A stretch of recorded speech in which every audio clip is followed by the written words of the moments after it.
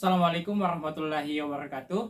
Perkenalkan, saya Muhammad Arif Fikri dari kelas TP 4A. Nah, di sini saya akan membuat suatu video yang memuat satu sumber belajar. Adapun sumber belajar yang saya ambil yaitu sumber belajar yang berupa buku yang judulnya Filosofi Teras. Nah, video ini juga merupakan salah satu tugas final sebagai tugas final kita di teknologi pendidikan untuk mata kuliah pengelolaan pusat sumber belajar yang diampu oleh Ibu Sadrana Ayu SPD MPhil. Nah, untuk tanpa berlama-lama lagi, langsung saja kita ke pembahasan inti dari buku Filosofi Teras. Nah, untuk di buku Filosofi Teras ini banyak sekali membahas banyak hal. Nah, tapi di sini saya hanya akan menjelaskan 4 bagian saja, yaitu sebagai pengantar untuk masuk ke dunia filosofi teras, yang kedua hidup selaras dengan alam, yang ketiga dikotomi kendali, dan yang keempat pramidatio malorum. Nah, sebagai pengantar masuk di buku filosofi teras, jadi filosofi teras yaitu merupakan filsafat Yunani Romawi kuno yang ditemukan pada 300 tahun sebelum Masehi. Jadi sudah lama sekali mengenai filosofi teras ini. Yang namanya itu bahasa Yunaninya yaitu Stoa, atau biasa kita kenal dengan filosofi Stoicism, filosofi Stoa. Nah, penemu dari filosofi Stoa ini yaitu seorang filsuf yang bernama Zeno, di mana saat Zeno sedang berada di kapalnya yang banyak sekali barang dagangan di dalamnya, itu mengalami karam yang membuat membuat seluruh barang dagangan dari Zeno ini tenggelam, hilang semua, sirna barang dagangnya, baik itu barang yang murah sampai barang yang sangat mahal sekali, itu hilang semuanya. Dan Zeno pun terdampar di sebuah desa terpencil. Nah, di sana Zeno kemudian belajar filsafat. Kalau tidak salah, guru filsafat dari Zeno itu ada namanya Cyprus. Ya, Cyprus. Kemudian Zeno membentuk lingkaran belajarnya sendiri dengan beberapa muridnya seperti itu. Kemudian kenapa dinamakan filosofi teras? Nah, karena pada zaman dahulu Zeno itu suka mengajar di sebuah teras berpilar. Nah, teras sendiri dalam bahasa Yunani itu artinya Stoa, makanya dinamakan filosofi Stoa atau Stoicism. Nah, kemudian kenapa kemudian masih dibahas terkait filosofi teras ataupun filosofi Stoa? Karena buku ini sangat relevan dengan kehidupan kita yang sekarang. Dalam buku filosofi teras itu tidak mengajarkan bagaimana kita untuk hidup damai nanti di akhirat, tidak. Jadi buku ini itu mengajarkan bagaimana kita mengendalikan emosi negatifnya kita, bagaimana kita mengendalikan perspektifnya kita terhadap orang lain, seperti itu. Jadi sangat relevan sekali dengan kehidupan kita yang meskipun banyak sekali teknologi yang semakin canggih dan lain sebagainya. Tapi meskipun filosofi ini sudah lama sekali, 2000 tahun yang lalu, 2000 tahun silam, tapi masih sangat relevan untuk kita pakai di zaman sekarang, seperti itu. Ya, kita masuk di pembahasan selanjutnya. Pembahasan selanjutnya yaitu tentang hidup selaras dengan alam. Nah, bagaimana kemudian tentang hidup selaras dengan alam? Hidup selaras dengan alam itu bukan hanya kita menjaga lingkungan saja. Tidak sesempit itu hidup selaras alam dengan alam di dalam buku filosofi teras. Tapi dalam buku filosofi teras, hidup selaras dengan alam artinya kita harus bertindak sesuai dengan nalar kita, pola akal sehat kita, dan juga rasio. Karena ketiga hal itulah yang membedakan kita dengan makhluk ciptaan yang lain. Contohnya, saat kita mendapati postingan di media sosial, postingan yang berupa kalimat provokatif, Kalau kita tidak bertindak dengan menggunakan nalar dan juga akal sehatnya kita, maka kita akan langsung saja mencaci maki, mengomentari dengan hal-hal yang positif terkait uh, kalimat provokatif yang tadi, begitu. Tapi lain halnya kalau kita menggunakan nalar ataupun akal sehatnya kita, karena kita akan lebih teliti terlebih dahulu. Kita akan mencari terlebih dahulu sebab-sebabnya ini. Apakah ini benar adanya ataupun hanya hoaks belaka seperti itu. Kemudian kita mengambil tindakan yang lebih baik, yang tidak merugikan orang lain dan juga tidak merugikan diri kita sendiri seperti itu. Hidup selaras dengan alam juga mengangkat bahwasanya segala kehidupan di dunia ini tuh memiliki keterkaitan. Jadi semuanya saling terkait seperti itu. Tidak ada yang namanya, tidak ada yang betul-betul kebetulan dalam segala kejadian yang kita alami sampai saat ini. Contohnya, contoh kecilnya yaitu saat kita menginjak tai kucing di jalan. Kenapa kita menginjak tai kucing? Apakah ini hanya sebuah kebetulan atau hanya kesialan belaka? Tentu tidak. Ini sudah merupakan mata rantai kehidupan yang sudah terjadi sebelumnya, kemudian yang membawa kita ke saat ini, yang membuat kita menginjak tai kucing tersebut. Pada saat itu kucing tersebut sudah tidak tahan dan akhirnya buang air besar, buang kotoran di tempat itu. Kemudian kita lewat jalan sambil main HP, main sosmed, kita tidak melihat ke bawah kita tidak melihat ke jalan, dan akhirnya ya, kita menginjak kotoran kucing tersebut. Nah, jadi seperti itu. Tidak ada yang benar-benar kebetulan, tidak ada yang betul-betul kebetulan yang terjadi di kehidupannya kita seperti itu. Nah, selanjutnya yaitu dikotomi kendali. Nah, dikotomi kendali ini itu bisa dibilang merupakan hal yang paling utama dalam buku filosofi teras. Kenapa? Karena inilah yang menjadi patokannya kita nantinya di bagian dikotomi kendali. Kenapa?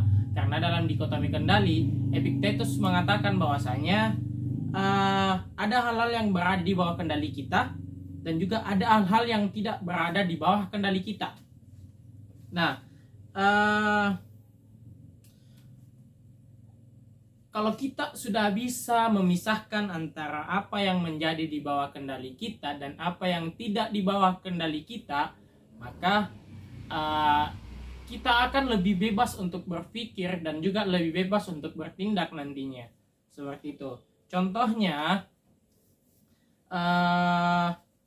yaitu apa yang berada di bawah kendali kita. Saat kita melakukan sebuah presentasi, misalnya presentasi di depan kelas, misalnya kita seringkali memikirkan kondisi audiensnya. Bagaimana kalau nanti mereka ketawa saat saya menjelaskan? Bagaimana kalau mereka tidak memperhatikan saat saya menjelaskan? Seperti itu. Nah, itulah kalau kita sudah bisa menguasai ilmu dari dikotomi kendali, maka kita tidak perlu lagi untuk khawatir dengan hal-hal seperti itu. Ya, karena dalam dikotomi kendali itu hanya tentang perspektifnya kita.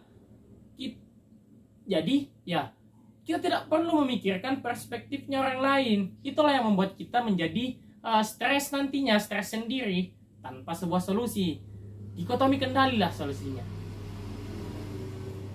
Apakah pendapat orang lain itu berada di bawah kendalinya kita? Tentu tidak, kan? Karena pendapat orang lain itu tidak bisa kita kendalikan. Ya, itu pendapatnya mereka. Itulah tanggapannya mereka, itulah perspektifnya mereka. Itu tidak bisa kita kendalikan. Apa yang kemudian bisa kita kendalikan? Diri kita.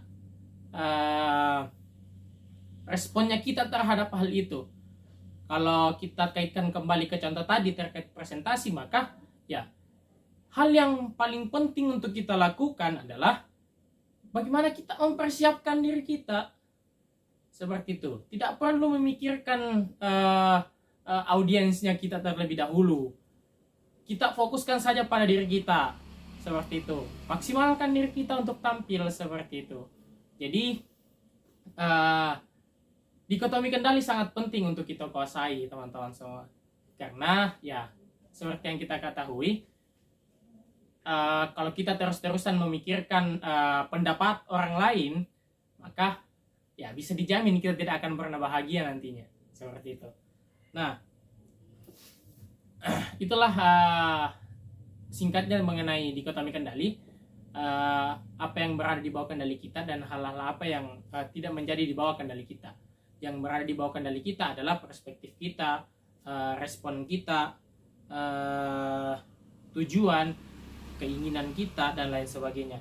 Apa yang tidak di bawah kendali kita yaitu opini orang lain, tindakan orang lain, kesehatan kita, kekayaan kita juga bukanlah berarti itu tidak di bawah kendali kita. Intinya apa yang berada dalam kendali kita itu ada dalam diri kita, internalnya kita. Yang tidak di bawah kendali kita itu merupakan eksternalnya kita, seperti itu. Selanjutnya yaitu permidatio malorum. Apa yang dimaksud dengan permidatio malorum? Jadi permidatio malorum ini itu memperkuat mentalnya kita. Mungkin masih kita ingat saat kecil itu kita diberikan sebuah imunisasi, disuntik imunisasi, yaitu tubuh kita dimasukkan kuman yang sudah dilemahkan, sehingga sistem kekebalan tubuhnya kita nantinya itu bisa mempersiapkan diri melawan kuman yang sesungguhnya jika nantinya itu datang. Jadi tubuh kita sudah siap untuk menghadapi kuman yang sebenarnya nantinya, seperti itu. Seperti inilah permidatio malorum, yaitu kita sengaja memikirkan apa-apa saja yang tidak akan merusak hari kita, apa-apa saja yang hal-hal yang tidak mengenakkan dalam diri kita, hal-hal yang mungkin terjadi yang tidak enak-enak kita pikirkan. Seperti itu tadi contohnya. Contohnya yaitu saat kita melakukan sebuah presentasi lagi, seperti itu. Jadi kita khawatirkan memang nih semuanya. Wah, bagaimana kalau nanti LCD tiba-tiba begini, bagaimana kalau nantinya komputer saya ngadat seperti itu. Jadi saat kita memikirkan hal-hal tersebut, maka kita akan lebih siap nantinya untuk menghadapi keadaan yang kalau nantinya keadaan tersebut akan terjadi, seperti itu.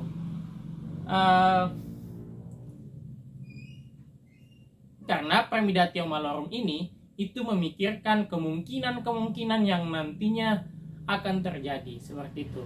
Jadi permidatio malorum ini memperkuat mentalnya kita saat apa yang kita pikirkan ini itu nantinya terjadi saat LCD-nya mati. Wah, kita sudah siapkan apa yang kita lakukan kalau memang keadaan itu akan terjadi nantinya, begitu. Jadi kita sudah siap untuk segala hal. Jangan sampai juga kita memikirkan hal-hal negatif tapi kita tidak mempersiapkan diri kita, itu malah melemahkan mentalnya kita, tidak memperkuat mentalnya kita, seperti itu. Sama halnya juga saat kita berharap 1000 tapi kita dapatnya 700, maka ya, ujungnya kita kecewa pastinya, seperti itu. Beda halnya kalau kita berharapnya 500 tapi kita dapatnya 700, maka ya kita akan bahagia dan berbangga diri. Wah, saya dapatnya lebih dari yang saya harapkan, seperti itu. Jadi kita betul-betul memikirkan hal-hal yang tidak enak. Kita tidak memikirkan hal-hal yang baik, bahwasanya wah begini nanti. Wah, tidak seperti itu. Ya, permidatio malorum ini berbeda dengan negative thinking ya. Negative thinking itu sama yang seperti saya katakan tadi, kita berpikir berlebihan tapi kita tidak memikirkan solusinya terkait pikiran berlebihan kita, begitu. Permidatio malorum, kita memikirkan hal-hal yang kemungkinan yang akan terjadi, tapi kita sudah mempersiapkan diri kita bagaimana kalau hal itu benar-benar terjadi, seperti itu. Itulah permidatio malorum. Itulah tadi sedikit penjelasan singkat mengenai buku Filosofi Teras.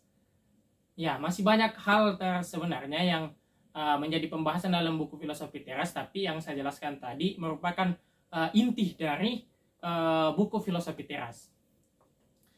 Kenapa kemudian buku ini sangat relevan bagi kita untuk kita baca? Yaitu karena ya penulisnya sendiri sudah rasakan itu. Dia sudah rasakan bagaimana mempraktekkan filosofi teras ini dalam kehidupannya. Dia juga buat buku ini karena dia sudah rasakan hal-hal itu. Jadi tidak semerta-merta dia buat ini tanpa sebuah referensi, tanpa sebuah pengalaman terlebih dahulu dia buat buku ini, begitu. Nah, mungkin itu saja video saya, sedikit video singkat mengenai penjelasan filosofi teras. Kurang lebihnya mohon dimaafkan. Billahi fi sabilil haq, fastabiqul khairat. Assalamualaikum warahmatullahi wabarakatuh.